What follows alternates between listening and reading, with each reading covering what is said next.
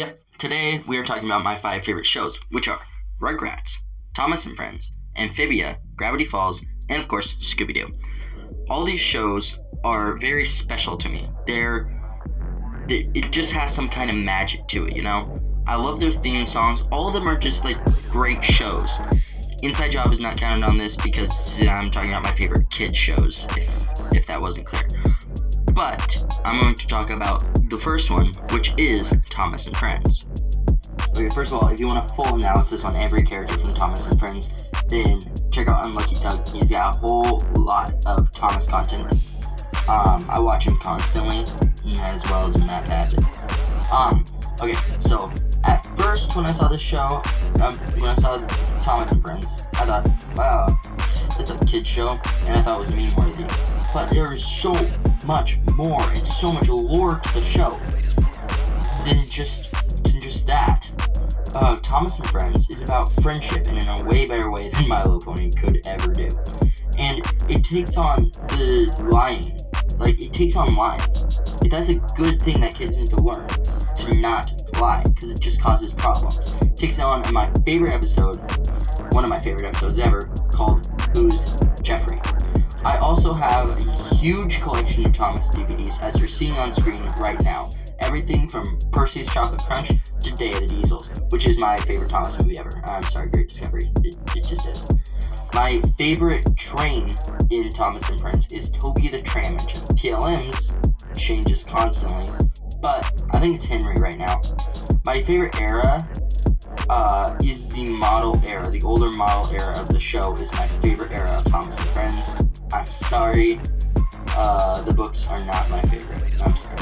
And the Christmas ones from the older model era are very nostalgic for me, and they bring a lot of joy when I see them. I freaking love this show. I can make a whole 30-minute video just talking about 3 episodes of the show, but I have to make time for the other shows, so on to the next show.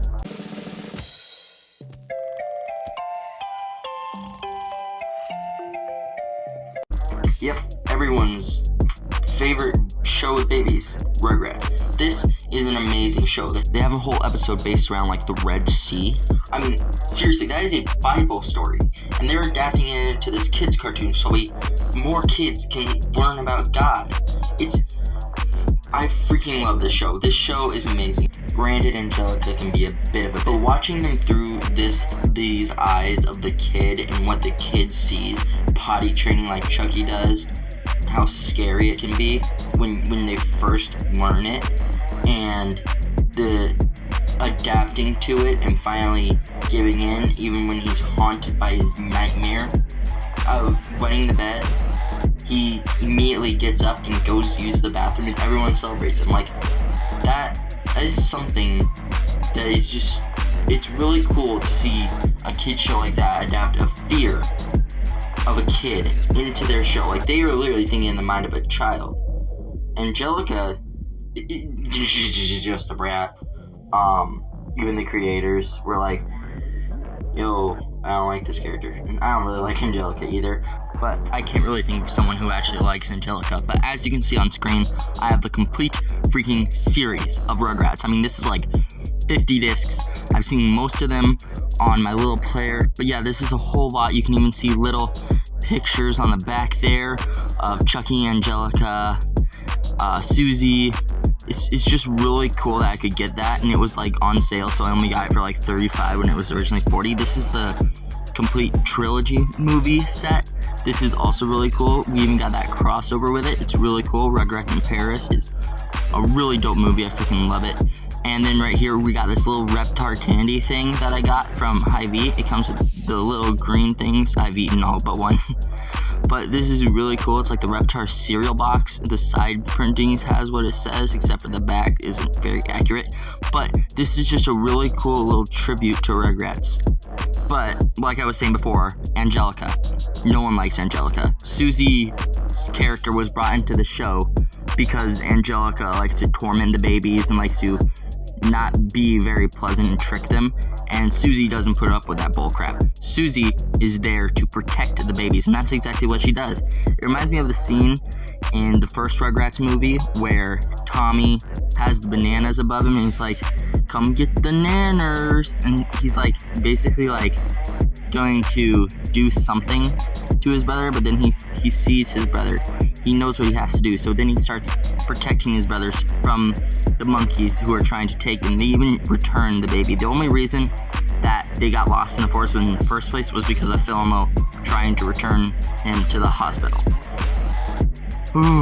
It's not very safe to return a baby to the hospital without like the parent, and you're not technically, you can't do that, okay? But that Phil and Lil are two of my favorite characters in Rugrats overall. But this is just a little tribute to Rugrats. I'll hopefully have a whole video on why I love Rugrats, but that's it I have so far. And something that I forgot to show is this awesome Rugrats jacket that I literally wear every single day, even if it's around my waist. But yeah, that's all the Rugrats stuff that I have to say. On to the next part of the video.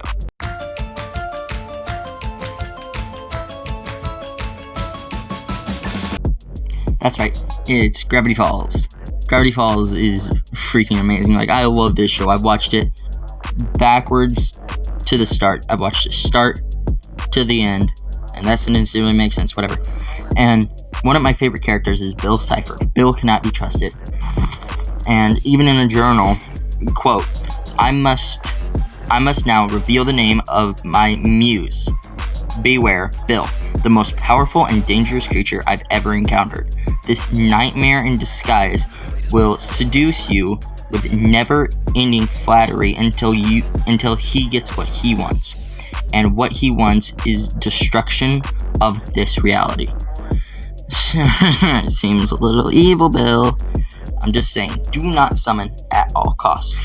Now, one of my other favorite characters of the show, you probably wouldn't guess, but it comes from the episode Seuss and the Real Girl from season 2.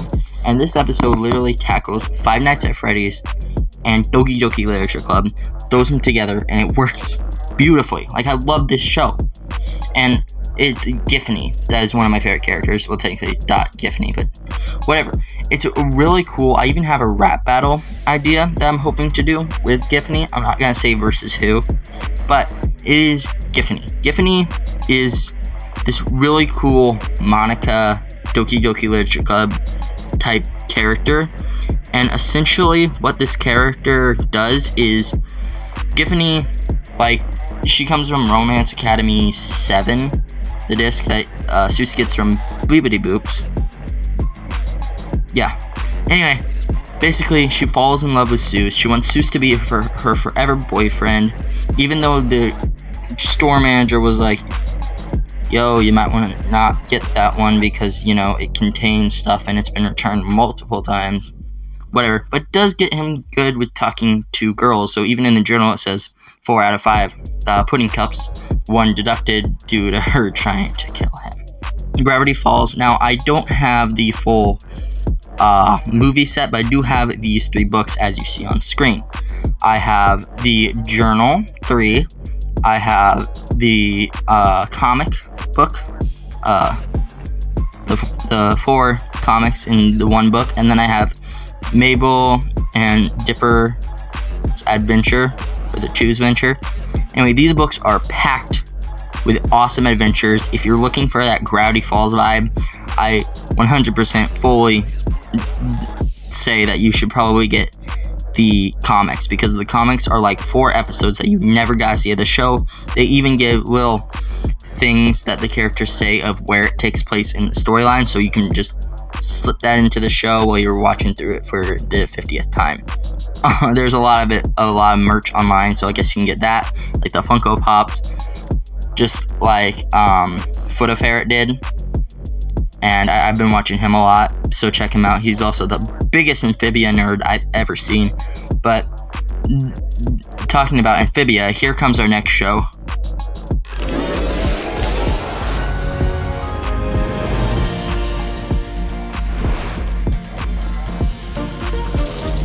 And of course, it's Amphibia. Amphibia is an amazing show. It's full of lore. Like, the first season is like dumb, playing around stuff, just having fun with the concept. And then season 2 just lore. Last episode of season 1 also has tons of it. But this show, like, I went into it thinking it was like an Owl House copy, but it turns out to be way more. It's like the second Gravity Falls. They're right next to Rick and Morty. And there's actually Marcy Wu's journal that you can get from the show Amphibia. And this show actually, like, I want that. I do not have it, sadly. But I do want it desperately. This show tackles, like, betrayal. It literally has a death on scene. Like, this show is crazy. You're just gonna have to check it out for yourself if you don't believe me. But here comes our last show. I'll talk about Amphibia in a different video, but here comes our last show.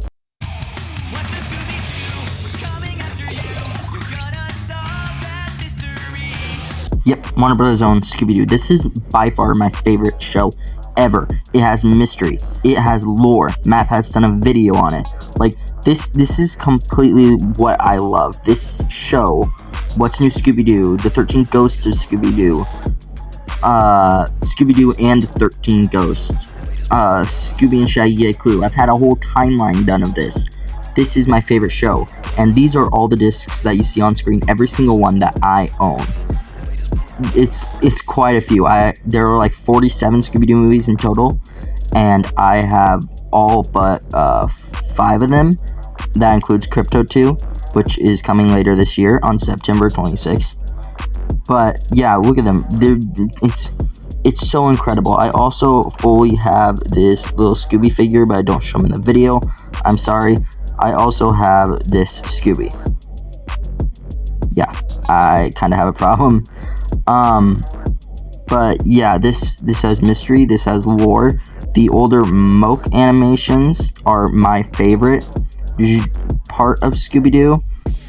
The shows are also really good. Mystery Incorporated being my first favorite. Puppet and Scooby-Doo coming right in second, because that show has so much. It has an episode that tackles why drugs are bad. Now, that is freaking dedication. I love the show so much.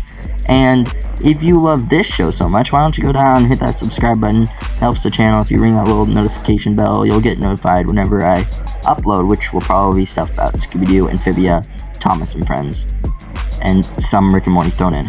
Anyway, that's the full video. Thank you for watching. See you guys next time. Bye.